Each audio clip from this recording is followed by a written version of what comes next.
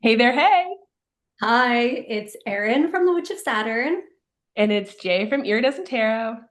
and we are here for our Two of Moms episode, our Deck Connectors Club. This is week 4, and we have been working with Folkloric Forest this week.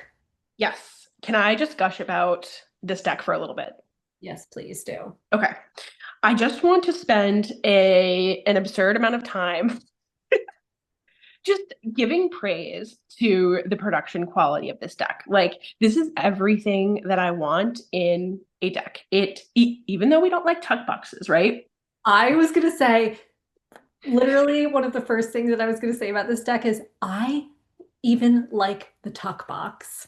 Right. It feels cool, like it's got the linen texture. Yeah. And something that I will never get over is how ingenious and cute this little seal that Lennox put Oh, on yeah. the box so that even when you open it, it doesn't get ripped. That just makes my perfectionistic heart so happy.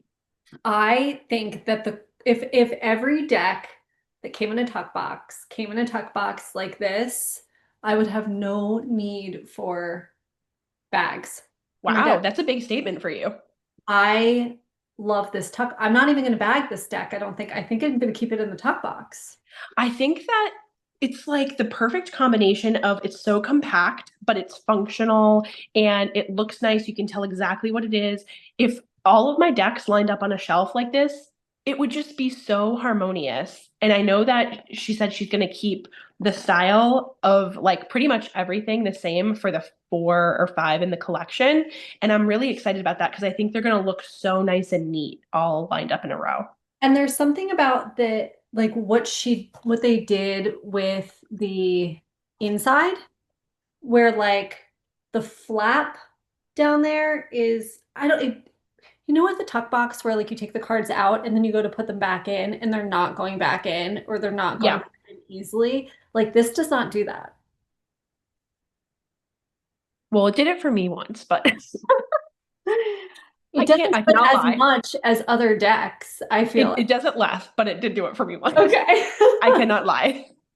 I cannot tell a lie. I can tell by your silence. Like, But I agree. Like overall, this is a high quality tuck box that I'm totally on board with. And I don't think that it needs to be bagged, replaced, anything. And one other thing that really makes my heart happy is anytime that there's gold detailing, like it's just so thoughtfully prepared. I just love everything. And even with the deck, it's like the best card stock. I think it's at least top 2 or 3 that I've ever handled. How about you? agreed. Love it. It's like this matte linen. Yeah. The cards are thin but super sturdy. They have like this heft to them. They feel so nice when you're overhanding. Like as you're throwing it into your hand, they just feel heavy, Mhm. but they're thin. They've got a good weight to them, but they're Yes. still thin and flexible. Yes, it's perfection. It's got the gold detailing on the border and the titles, and then sometimes you have the image coming outside of the border. I just Mhm. love that. I can't sing the praises enough. The one singular thing that I think could be improved, because there's always something with is the gilding. I knew you were going to say that, but see, I like the gilding. Why? Look at this wall behind me. Like, I love this color green. I think that it is earthy and rich and suits the personality of the deck really well. Like, what would you rather it be gilded in? Gold. No. Yes, look at it. It would match so nicely with I this know, but it would be back. too much. It would be too flashy. It's not that flashy. It's earthy. Like, Have you used yours enough that you got chipping on it yet, though? yes, it does chip, but So, like, I don't usually mind chipping, but like, I don't really like the way the chipping looks with the matte color. yeah, I get it. It kind of looks like somebody did a bad job coloring it.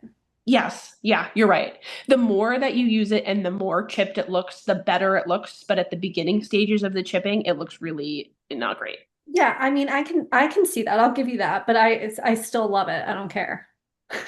I love the deck enough that I let this pass. The only thing is, when Lennox talked about creating this set, I think that the idea was that you could pull your favorite cards from each one. So, like, let's say you loved a couple cards from the forest deck, and then you loved a couple cards from the waters deck. You could amalgamate them and make your own unique deck. And if they all just had gold gilding, that would make me happier than having these individual color edges, because the Hmm. backs are going to be different. So, like, it's just going to look more of a mishmash, in my opinion. Hmm. I, Anyways, yeah, I don't know. I'm still all about it. I like that it's green. It's a vibe I enjoy. it's a vibe. It's my bog witch, It is. swamp Yes. type of thing. I, Yes. Yeah. I'm totally into it. The other thing I really like with the gold is the little symbols up at the top Yeah. of the card that show you what you're working with. The cups, the wands, the little stars for the pentacles, right? Like Yeah. I think that that's just so cute. Yeah. It's a nice little touch. It's like you can just tell that everything was a very thoughtfully done. There's nothing in here that's like thrown together. And it's the artistry of Lennox. And I appreciate it so, so much. It is highly curated. Yes. Yeah. It's Listen, it's brilliant. I It's mean, brilliant. I don't even know where to start with this because I just feel like I instantly fell in love with this deck. I I can't I can't even describe it. I feel like this deck is just like it might be my top two deck. Like Wow. I love it. I love it so much. I feel like it just has such a beautiful like message in it. One of the things, so I compared this, and I'm not the first one. Um, you told me, I think Krista from Krista Chronicles had said this too, like if you can't get your hands on Majestic Earth, this is the next best thing. And I Listen, yes. completely agree with that because I think that it reads very similarly to Majestic. I spent some time thinking about why that was true, and the conclusion that I came to is that when you look at folkloric, you're getting a zoomed in view of what's happening in Majestic. Mm, So you're looking at two of water. If this figure turns around, you've got the elder there sitting on the boat. yeah, look at that. It's just like a little bit more zoomed in, but it's the same vibe. And that's why we love this. Yes. Yeah, I really agree. It is. You feel me? I do. I do. I think that's a very astute observation that you made. I'm so glad you spent time thinking about that. Yeah, because I'm like, I do love them both. Different personalities, but they're in the same family. And I was like, well, how can that be? And it's because they share the same world. It's just a different aperture, zoomed in or zoomed out. Yeah. Yeah, I love that. Yeah. I absolutely love that. I think it's on point. And so just reading with this deck was just a very like immediate click. I'm just like, oh, I love this. And then you know what else is a similarity to me with Majestic Earth and Folkloric Forest is the guidebook because Oh yeah. Hmm. I think that the guidebook for folkloric is fantastic.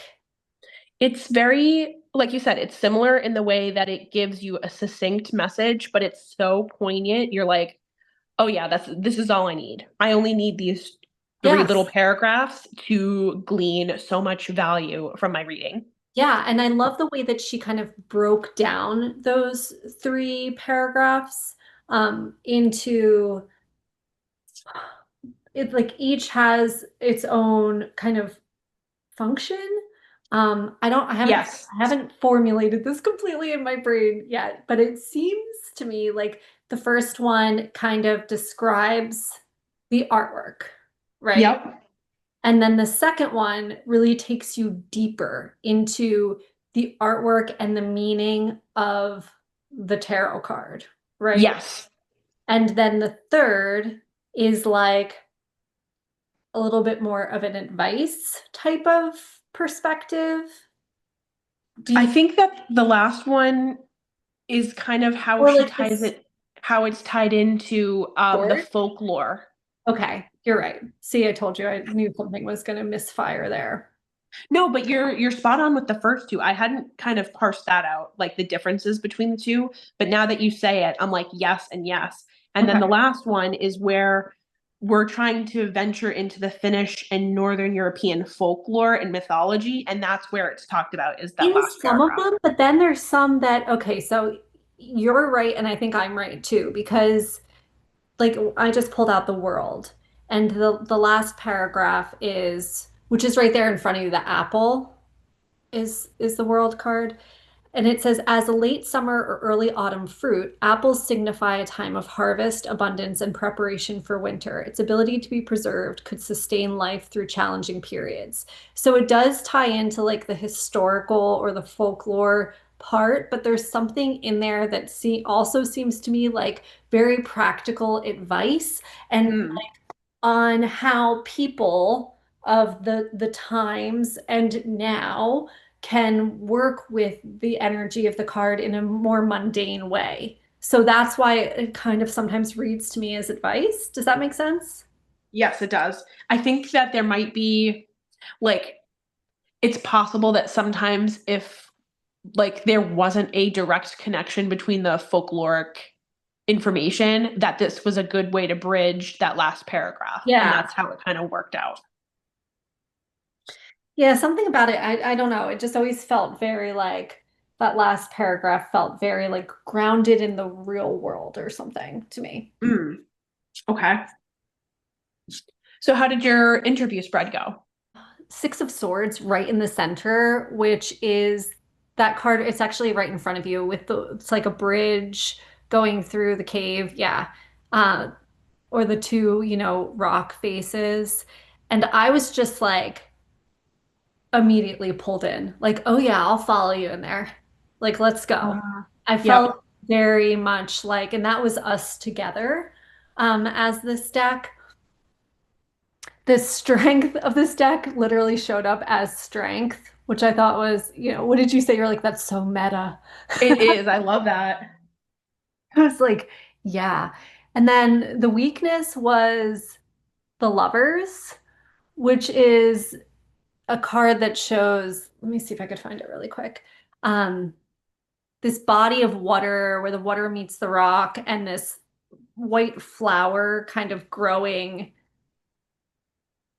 out toward back towards the earth. Like it's just like a very beautiful. I feel like I saw that because I love that card. Yeah, the card is just gorgeous. Here it is. Got You got it. it. Yeah. It's just so beautiful. Sometimes these can read a little dark. Like in my pictures, I feel like they always come out a little clearer than when I'm just in poor lighting looking at them. 100%. It's a visually dark deck. It's not a uh like emotionally dark deck, although it does not shy away from darker aspects of tarot. Like it really leans into them, but Yes. visually it's very dark. And I don't know. I thought that this showing up in that weakness position was just like there's like a fragility to this card, right? With the flowers like in the water. And that to me was just like this deck is not a fragile deck. Like it is just it's strong. It's coming through strong. It's showing up in a very strong way for me. And and it's just taking me down this very determined path. Like I wrote for Together, a determined path offering escape from past wounds. The path requires transformation through movement and stepping into uncharted territory. Be brave and take a step. And that was just like pulled from her guidebook. Really, like she just has these really great point. The guidebook's fantastic.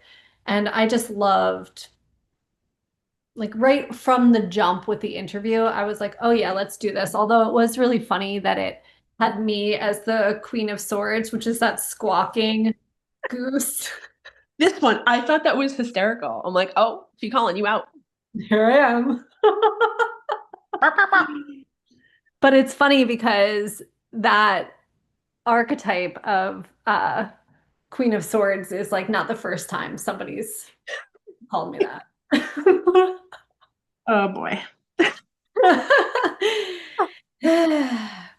So it's interesting when you talked about the Six of the Air and you're like, oh, I'll follow you down that path. Like that's the same vibe that I get where you pull cards from this deck and you can communicate with the images versus like reading the name of what you pulled and then Yeah. like thinking about the Six of Air. Yes. It's And so it very lends itself to clear. intuitive reading, but It's a it very clear communicator. very clear and very intuitive. Like I love the guidebook, but I don't feel like I need the guidebook with this. No, you don't, but I love it so much that like my guidebook's literally like a little jacked now because I'm reading. It's like it will never stay shut again. It's just I'm deep in it. I'm deep in the guidebook. Yeah. But, and then I did the practice of laying out the entire deck. Yeah. It's folkloric, which I really love doing. I've started to I'm committed to doing it for day one with the deck interview. Like I'm going to interview the deck, but then I'm also going to lay out all of the cards and I'm going to take them in by suit. Like I'm going to look at all the majors and the three, I always like to look at the majors in the three lines. And then all of the aces, I mean the wands, the pentacles, the cups, so that I can take in the story of the deck as like a collective whole rather than the cards individually. Like one of my favorite practices when you get a deck is just flipping through it, right? Like looking at a card at a time in order and seeing what I like, what I don't. And I think that there's just so much more that you can gain from laying out the whole deck and seeing the story of each suit. And that's what really made me understand what I didn't like about Oak, Ash, and Thorn when I did that. Yeah. I was like, oh, it's these two particular suits that I'm not Yeah. down with. Yeah. And I especially there was a post that Lennox Reese put up of the Cups suit of Folkloric Waters, the deck that she's working on. And it was from the Ace of Cups to the Two of Cups. And I was like, whoa, there is a Mm. story here between these two cards. Like, not Yeah. only do I think that Lennox is a master curator, but she's thinking even deeper than each card. It's the full story.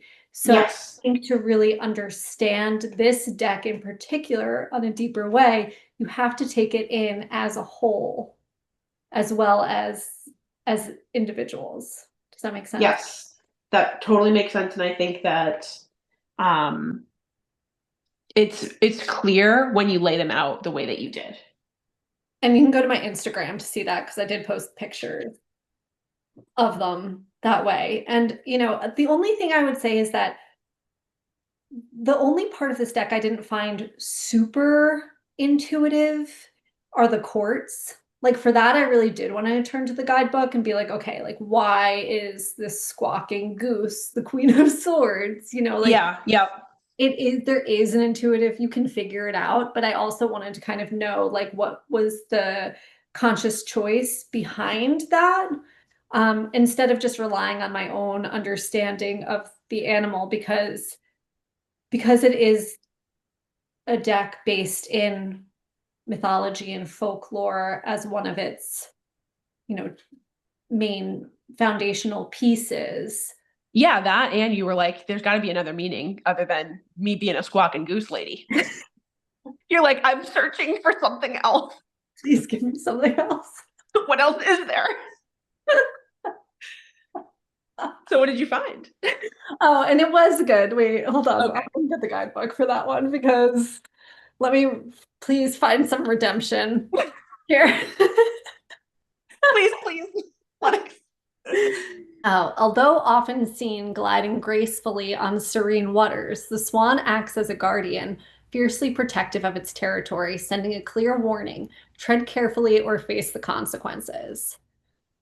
And then, like the Queen of Air, the swan is not easily deceived and is far from passive. It exudes elegance and astute intellect. There's the redemption, which helps differentiate between reality and delusions. In this context, the swan represents more than beauty, it embodies judgment and truth.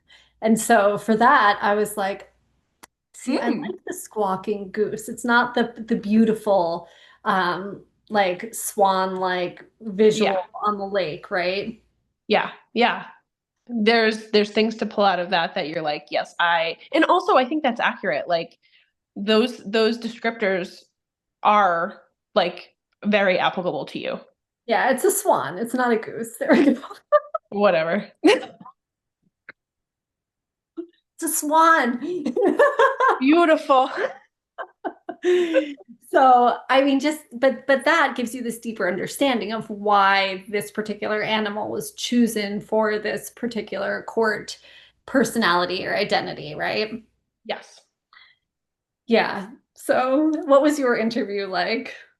So my interview had a couple of callbacks to some of my other deck interviews. So interestingly, we Hmm. have the 10 of water up top and the 10 of earth down below. And just Ooh, last week, I had the six, like a six yeah. above and a six below, right? And I just had then, that. I just yeah, had that with a different deck. yeah, it's very interesting. And then I think I had, so that was Marguerite, right? Six above, six below, and then majors all across the middle. And here I have the 10, and then all these dark cards across the middle. Yeah. And so in when I took the picture of it, just like red as a dark stripe across the middle. And then the seven of earth in the middle looks just like the together card that I pulled with yellow house, where it was a mop Yeah. and a bucket. And it was Yeah. like, we're going to do some work, bitch. Yes, it does. That is a callback for sure. I remember that. Yeah, and so I have a hard time like I think that was remembering. like seven of swords, maybe seven of pentacles. I forget which. Yeah, it was one of the other sevens, but it was a seven that looked like this. Yeah, for sure. Yeah, you have a good memory too. So anyways, I just like without going into every single card, I just thought it was a very like interesting spread that it pulled things from other decks and it was like, "Oh, you might be categorizing us individually, but we're all working together and like we're all interlaced in some way," which was cool. This is cool. Yeah. So then I did on the second day when we did Library of Questions.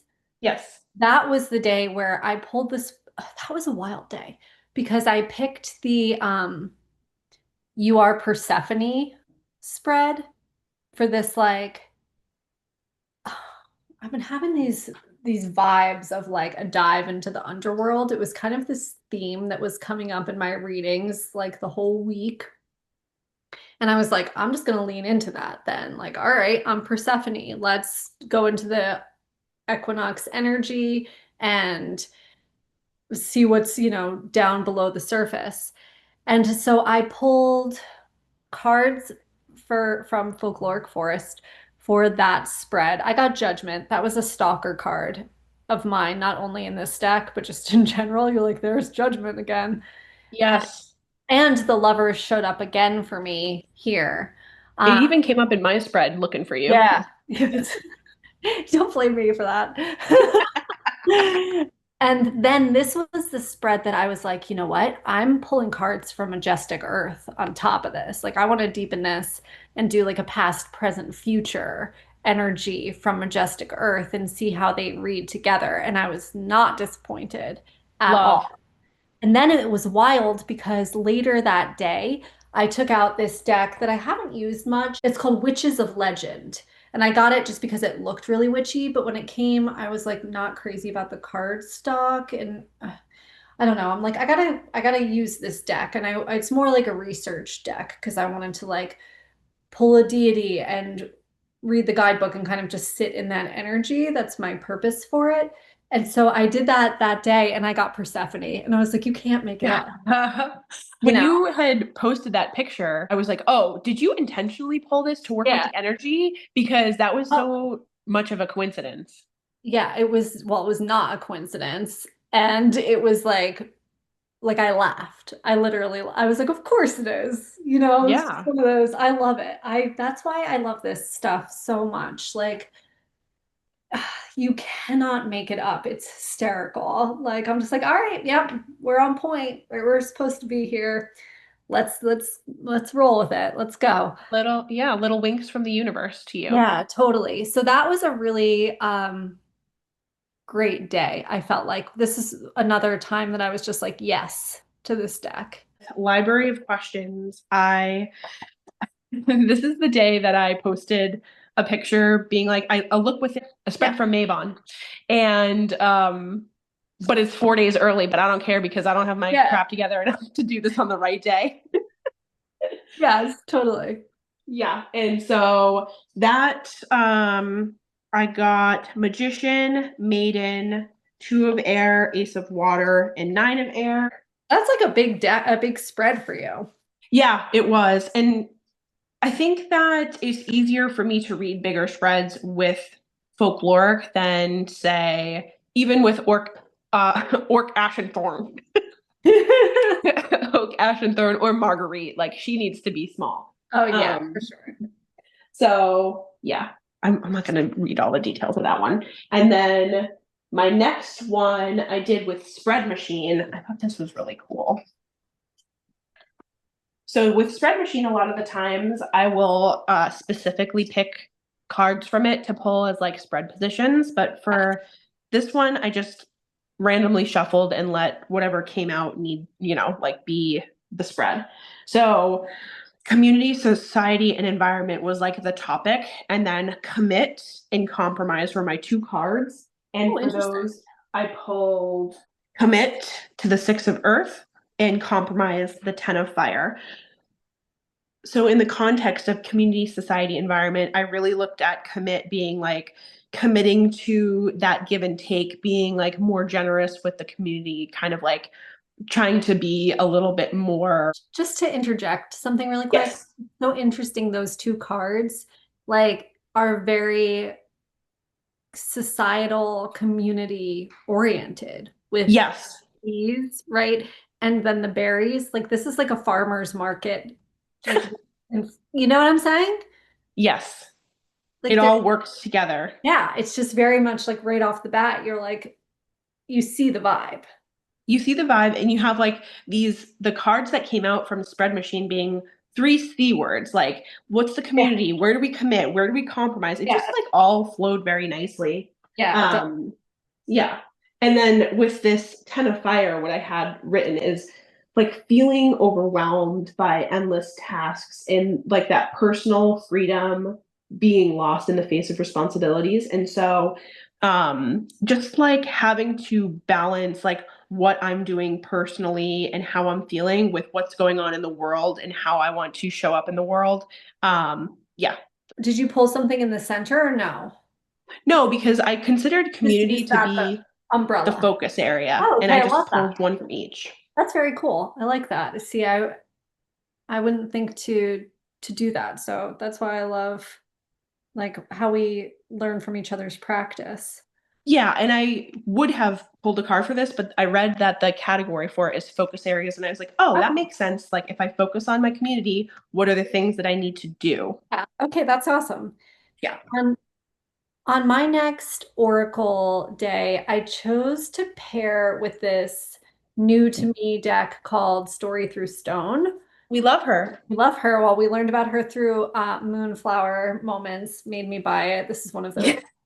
And these are these like primordial stones from Death Valley that were turned into a deck where you basically just intuit like what you see in the image, very Rorschach, right? Like, Mm. what do you see Yes. in a stone?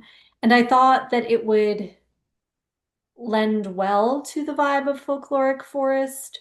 I also thought like the color palette might go together because that's a thing for me. Like even with the spread machine cards, which I think are great and I love to use, and that reading was awesome. But the contrast and color Yes. irks me a little bit. Maybe Yep. I'm that's there with you. a me problem. You know what I mean? Like I want a fall color palette of spread machine to go with. You know what? So there actually kind You of have is, the and now that you're expansion saying that, I should have done that because it's the spread machine, expansion pack. which the expansion. There's two of them, but one of them is One more of them like is, greens and oranges. yes, Ah, is crud, fall. Next time you'll have missed to. opportunity. But so I thought that this was really fascinating the way that these showed up, and I just did my like 3 by 3 as above, so below to see what would, how things would mirror. And it was really cool the way that they did, like here. So the first card that I pulled was Knight of Water with Okay, this dappled horse, and then this stone I'm card, looking. which you can see. Do you see the dappling like Yes, up where it really was in sync? And this was one of the cards, one of the stone cards where an instant image did not come to mind, where I was like, is this a person? Is this an egg? Like I saw what's egg. I saw egg. Like what's happening here? I had to kind of like think about it a little more, but the others were also very interesting. Like then I got Eight of Fire with this guy, which to me, they I feel really, like they're both headed in that same yeah, in the direction. same direction. It looks like a figure in movement in the same. Yes, There was an intense mirroring even in this with Page of Earth and this rabbit bunny, like same type of upright shape with and this. that almost looks like a yoga pose on the stone. Yeah, it almost reminds me of like the fool about to leap from a precipice or something, but it definitely Hmm. looks like a person with arms outstretched, right? Yes. And I thought that that still elicited the same energy as this rabbit sitting upright, right? With its ears up in the air. It just felt very like aligned to me. And then I had Six of Air show up again. And Wait, so I thought it was a 3 by 3. it was, but I always read the bottom of the deck. Oh, okay, gotcha. I always read the bottom of the deck as I read it like an undercurrent or an undertone of the whole spread. So like I'll do the spread first. Generally, it depends. Sometimes I look at the bottom of the deck first, sometimes last, but I always kind of take it in as like a vibe, an energy, right? Like what's underneath the surface of this type of thing. And so I thought that was interesting that Six of Air showed up again. And it did remind me kind of this, looks like this landscape to venture into, right? Oh, like once you go through that narrow pathway, what are you going to get to? And it's Yeah, what's on the might be this, right? I don't know. so It just still felt same to me. yeah, there was a lot of like parallels between the two Yes. decks. So what did you pull from that spread as meaning if you're open to sharing? For Knight of Water, and which was that the horse. I got to, and this was the egg card, let's call it the egg stone.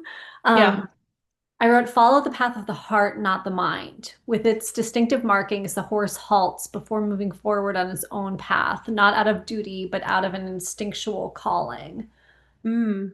And then for Eight of Fire, which is the deer running through the forest purposely pushes the deer forward on the path, free of obstacles, leaving no room for hesitation. A harmonious, natural flow is aligned, moving towards a mission that began quickly and unexpectedly. This dynamic change creates anticipation of what's coming next. Your writing is so beautiful. Well, it's mostly pulled from the guidebook Uh, well, it's beautiful. because it is. That's what I'm saying. The guidebook's great. Because what I've been doing for this is I started using a digital journal, which is something I never thought I would do because I'm very much a tactile person who likes to write things out. But like my lifestyle right now with my two kids doesn't give me enough time to do that. And Yeah. I can voice text into my journal. So I can Oh, that's cool. voice text, I can read aloud from it, like as I'm processing the reading and the things that stand out to me and put them right into my notes. And then for Page of Earth, I wrote timing is essential. There's an eagerness to navigate the unknown progress, the unknown. There's an eagerness to navigate the unknown. Progress involves the development of skills. Achievement is attained through mindful study, no, through study, mindful attention. The journey of learning can't be rushed.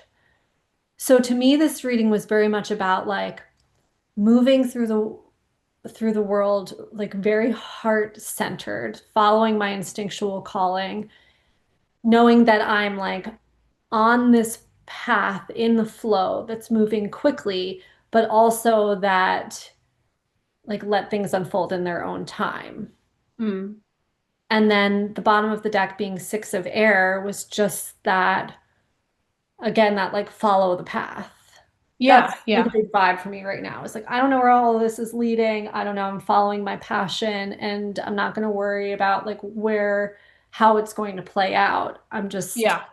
in the flow. And I felt like this spread really communicated that for me. That I think that your combination of pulling what's from the guidebook, using your own intuition, especially with those stones, and then putting it all together into that journal is such a beautiful practice and like adds to your, I don't know, it just, I feel like it really flushes out a reading. Oh, thank you. I feel like it really works well. I just don't always remember to do it. Well, this is two of mom's tarot, so we can't be expected to be perfect here. Oh my gosh, yeah, it's really that's a practice in and of itself, right? But I do I when I make the time to do this way and really sit with the reading and dive deeper into it and make notes about it, it really does help me to see the message in a clearer way. Mm-hmm. It helps me to understand the reading even more than the first intuitive, like the first time I took it in. Mm-hmm. Well, I took inspiration from you. My next day, I took out the story in stone card. Love it. And so what I pulled was this card here. Which is like And sunset, sunrise, right? yeah, it looked like sunset or sunrise over this desert area. And if you can see them, there's tiny Oh little like yeah. black dots there. And those looked like people like on a pilgrimage to me, Oh, interesting. like crossing the desert. And so I'm really trying to read my cards more intuitively. So I'm going to tell you exactly how I read this. And then I want you to tell me truthfully and honestly if you're like, that makes sense, or you're just pulling this out of your ass. I like this game. Okay. I've got my people crossing the horizon. So this is the day that I felt the worst. I was sick, right? I felt the crappiest. My kid is sick, and my husband has an extra long work day. So I was like on my own, having to hold down the fort. And so when I pulled this, the feeling that I got was, you know, that poem that's like, and there are miles left to go, and there are Yeah. miles left to go. And that's just how I felt like And like I no pulled this in sleep the or morning. something. Yeah. Yeah. And there are miles left to go. And I'm like, this is the beginning of a really long day. And I felt like that's what it was saying. So I pulled that and then I said, what can I do to help myself with this day? Okay. And I pulled the Eight of Air. And without looking at the title, I just looked at these animals that are like in this river, kind of being pulled by the current. And I said, just keeping my head above water, Yeah. not succumbing to like how I think that this day is going to be so hard and so terrible. Yeah. And then I asked for a message of encouragement from the universe, and I pulled the Two of Earth. Mm. And for this, I said, sometimes we got to focus on one thing and let all the other shit slide. And so, like, leave the mess. It doesn't have to be perfect today. Mhm. You just have to kind of get through it. And you have this figure here that's like reading a book, but like the rest of the environment is just like a Yeah. mess. Yeah.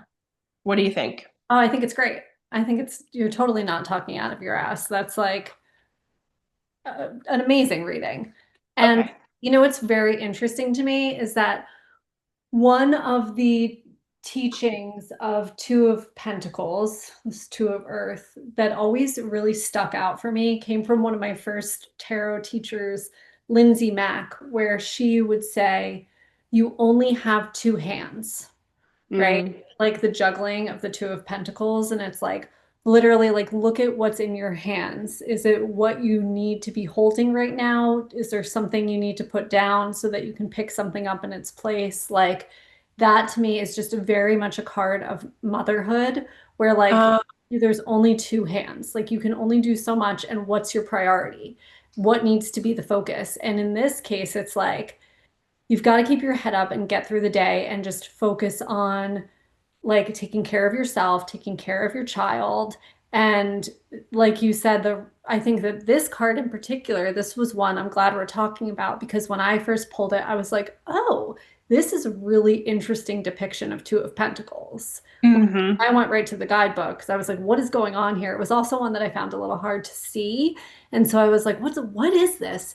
And I really like this descript. I feel like this image, this piece of art that was chosen for this card really accurately depicts that understanding that I've always had of Two of Pentacles as like what's in your hands. Uh-huh. Because it is Yep. just like he's focused on this book that's in his hands while everything else gets pushed to the side. And I think Hmm. just a really brilliant way to show that facet of this card. And the fact that it showed up for you in connection to motherhood is just so Mm. on point for me because I think about that with this card a lot.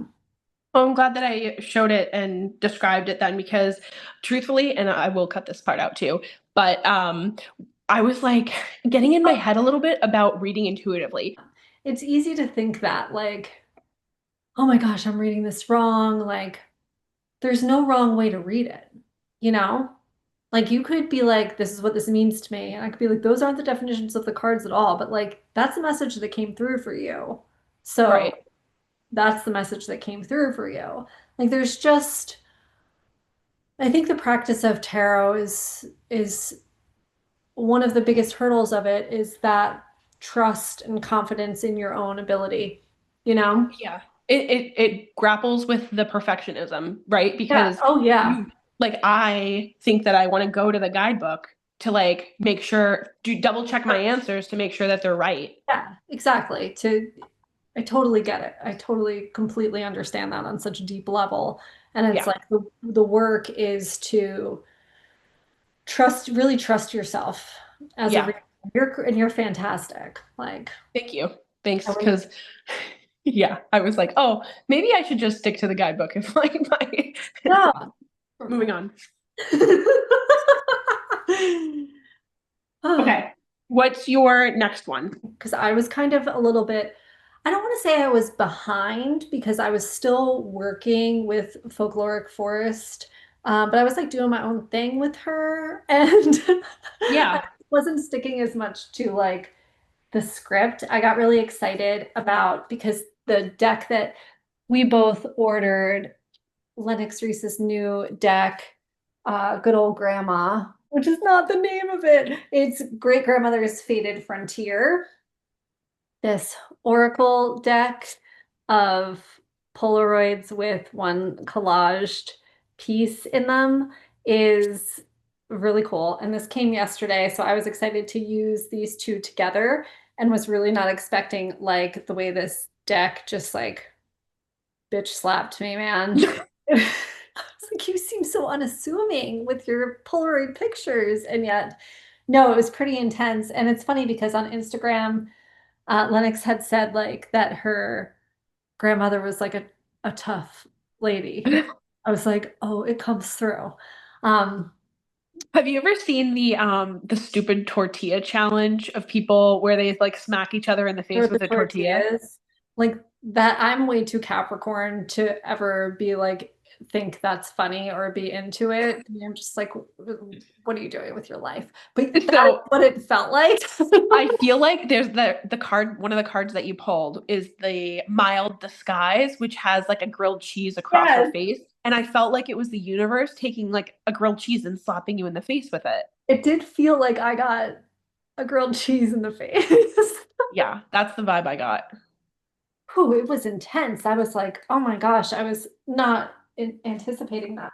So that was yesterday. And then I didn't get to 365 Dow until this morning. And I used it the same way I've been using it, which I go by the day in the back that's associated, which I find to be its own oracle, which I love. So I was like, because with Oak, Ash, and Thorn, when I was not connecting with that deck, and I got the page that I got was about reverence, I just knew right away like how connected this book was to my process. So I was excited to see what was going to come up for this deck that I'm so connected to. And it was appreciation. And Ah, I loved it so much. I just did a past, present, future about what I'm grateful for. And it was a really beautiful reading and very accurate and just, I don't want to say like, it was way more gentler than using the deck with good old grandma. you But needed it was a welcome reprieve from it your was. slap. It was from the grandma bitch slap. And Yeah, I thought it was a really nice way to end out the week with folkloric. good. It was a little salve for the wound. It was. It definitely was. And I'm just like very grateful for this deck. So it just tied in very nicely. Nice. Tell me about yours. So I pulled for the 365. My little article here was on stretching, and I pulled an oracle card from When Olga Speaks, asking where do I need to become more flexible, and I Mm, pulled avoidance. wow. And this is a card that you and I had specifically talked about the night before, and then when it Yes. popped out, I was like, "Oh, nice to see you again." Oh, of course. There you are. Yeah, that's totally. When you posted your picture of this, I was like, wait, Yep. what came first? You clocked that quick. And then I pulled the Fool and the Page of Air, but I won't get into all the details. But that page of air came up for me too in the grandma reading. Yes, yeah, I know. Another synchronicity. Freaking squirrels, man. I listen, I knew that you were thinking that. I knew that was going through your head. Go away. You're like, I thought I got rid of you with Oak, Ash, and Thorn. Done with these squirrels. So let's talk a little bit about the month ahead because Oh, we finished our first month of Deck Connectors Club, and I think that we've at least both been really enjoying the process and we want to continue on again. correct. So we're going to start week 1 of October with Ethereal Visions. I'm interested to work with this deck. What's wrong with it? Nothing's wrong with it. I have both versions. So I have the mass market one that you have, and then I have the indie Luna version.